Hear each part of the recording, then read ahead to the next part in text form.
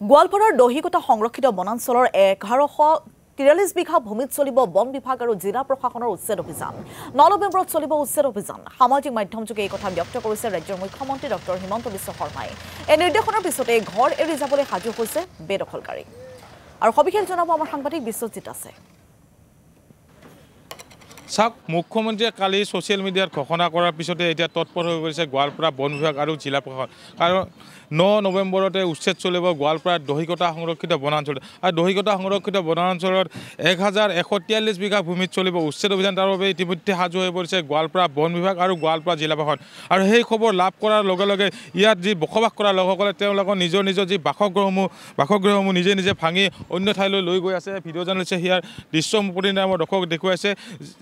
যিসকল লোকে ইয়াত বসবাস কৰিছিল দীৰ্ঘদিনৰ পৰা, তেওঁলোকক যিহেতু ইতিমধ্যে বহুদিনে যিহেতু জাননী দিছিলে গোৱালপাৰা বন বিভাগৰ পৰা আৰু গোৱালপাৰা জিলা প্ৰশাসনৰ ফালৰ পৰা। কিন্তু কালি যেতিয়া নিশাৰ ভাগত মুখ্যমন্ত্ৰী মহোদয়ে ছ'চিয়েল মিডিয়াতে ঘোষণা কৰিছিলে যে দহিকটা সংৰক্ষিত বনাঞ্চলত উচ্ছেদ অভিযান চলিব, তাৰ পৰাই তৎপৰ হৈ পৰিছে গোৱালপাৰা জিলা প্ৰশাসন আৰু গোৱালপাৰা বন বিভাগ। আৰু ইয়াৰ কিছু লোকৰ লগতে মই কথা পাতিব যত্ন কৰিম।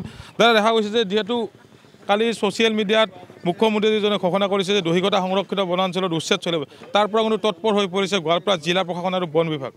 আমি দেখা গৈছে যে ইতিমধ্যে মই দেখি আহিলোঁ শ্ৰী সূৰ্যগিৰি গাঁও পঞ্চায়ত কেইবা শতাধিক ফৰেষ্ট আপোনাৰ বনৰক্ষী বাহিনীক তেতিয়া তেওঁলোকে ষ্টে কৰাইছে। আৰু এই মানুহখিনি য'ত তাতে ৰখি আছে তেওঁলোকে উচ্ছেদৰ কাৰণে সষ্টম হৈ আছে। এতিয়া তেওঁলোকে কেৱল ৱাৰ্ডাৰ বাকী হৈ আছে, ৰবিবাৰৰ দিনটো বাকী আছে। ৰবিবাৰৰ দিন আহিলে তেওঁলোকে উচ্ছেদ চলাব। আৰু কথাটো হৈছে, চাওক, উচ্ছেদটো এনেকুৱা অমানৱিক এটা উচ্ছেদ য'ত মানৱতা আজি ধূলিচ্ছাত হৈ আছে। মানৱতা আজি চাৰিওফালে চিৎকাৰ কৰি আছে যে এই উচ্ছেদ কেনেকুৱা এটা মানৱতাহীন এটা উচ্ছেদ। মানুহক কোনো সংস্থাপন দিয়া নাই, পুনৰ সংস্থাপনৰ ব্যৱস্থা কৰা নাই। এওঁলোকে ক'ত যাব, কি কৰিব, কি খাব, কোনো নিশ্চয়তা নাই। আজি হাহাকাৰ হৈ আছে। এওঁলোকৰ যি ভৱিষ্যত প্ৰজন্মৰ যে ল'ৰা ছোৱালী আছে, তেওঁলোকৰ ভৱিষ্যত কি হ'ব, ডাঙৰ এটা প্ৰশ্ন আহি পৰিছে। এওঁলোকৰ ল'ৰা ছোৱালী শিক্ষাৰ পৰা বঞ্চিত হ'ব, মৌলিক অধিকাৰৰ পৰা বঞ্চিত হ'ব লগা হৈছে। আজি এই পৰিস্থিতি, আজি এই কৰুণ পৰিস্থিতি এক নিৰ্মম পৰিৱেশৰ সৃষ্টি কৰিছে, যি ভাষাৰে প্ৰকাশ কৰিব নোৱাৰি। আজি এওঁলোকৰ ভৱিষ্যত কি হ'ব, ক'ত যাব, কি কৰিব, আজি ডাঙৰ এটা প্ৰশ্ন হৈ আছে, অনিশ্চয়তাৰ ভিতৰত সোমাই গৈছে। মই আপোনালোকৰ লগত কিছু কথা ক'বলৈ যত্ন কৰিম। আপোনালোকে ইয়াত কিমান দিনৰ পৰা বসবাস কৰি আছে? বহুত দিনৰ পৰা বসবাস কৰি আছে, একদম সৰুৰ পৰা। আপোনালোকে আচলতে ইয়াৰ বাসিন্দা নে অন্য কোনোবা জিলাৰ পৰা আহিছে?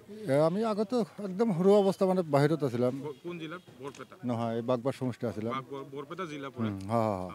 তাত কি গৰাখহনীয়া হোৱাৰ পিছত ইয়াত আহিছে নেকি? গৰাখহনীয়া পৰা। এতিয়া যে আপোনালোকৰ যে 9 নৱেম্বৰত উচ্ছেদ চলাব, এতিয়া আপোনালোকে ক'ত যাব? এখন তো আমার যাবার কোনো রাস্তাই নাই বর্তমান, এতেই থাকবা লাগবে আর কি। যাওয়ার রাস্তা থাকলে তো আমি এত ঘর না বান্ধিলে হয়, বেলেগ ব্যবস্থা করলাম নি। আপনার বাসগৃহটো ভাঙি লৈ গৈছে নেকি? ভাঙিছে? আমার তো ঘর আছে বর্তমান, আমি ভাঙা নাই আর কি। বাকীবোৰে ভাঙি আছে? বাকীগুলা ভাঙছে। মই আৰু ভিডিঅ' জাৰ্নেলিষ্টক সেই দৃশ্যসমূহ দেখুৱাবলৈ অনুৰোধ কৰিছোঁ। চাওক, ইয়াত যিসকল লোকে বসবাস কৰিছিল তেওঁলোকে নিজৰ যি বাসগৃহসমূহ তেওঁলোকে ভাঙি লৈ গৈ আছে, তেওঁলোকৰ যি আচবাবসমূহ লৈ গৈ আছে। কাৰণ তেওঁলোকক 9 তাৰিখে লাষ্ট সময় দিছে। 9 নৱেম্বৰৰ দিনা পুৱাৰ পৰা যিহেতু উচ্ছেদ অভিযান চলাব গোৱালপাৰা জিলা প্ৰশাসন আৰু বন বিভাগে। আৰু এনেদৰে চাইছে তেওঁলোকে যি গাড়ীত এনেদৰে তেওঁলোকৰ যি বয় বস্তুসমূহ লৈ অন্য ঠাইলৈ গৈ আছে। আৰু ভিডিঅ' জাৰ্নেলিষ্টে দেখুৱাইছে এই বাসগৃহসমূহ তেওঁলোকে নিজে ভাঙি লৈ আছে। ইয়াত দৰ্জা, খিৰিকী, টিনপাতসমূহ তেওঁলোকে লৈ গৈ আছে। কাৰণ ক'ব লাগিব, যেতিয়া জিলা প্ৰশাসন বা বন বিভাগৰ যেতিয়া বুলডোজাৰ চলিব এফালৰ পৰা।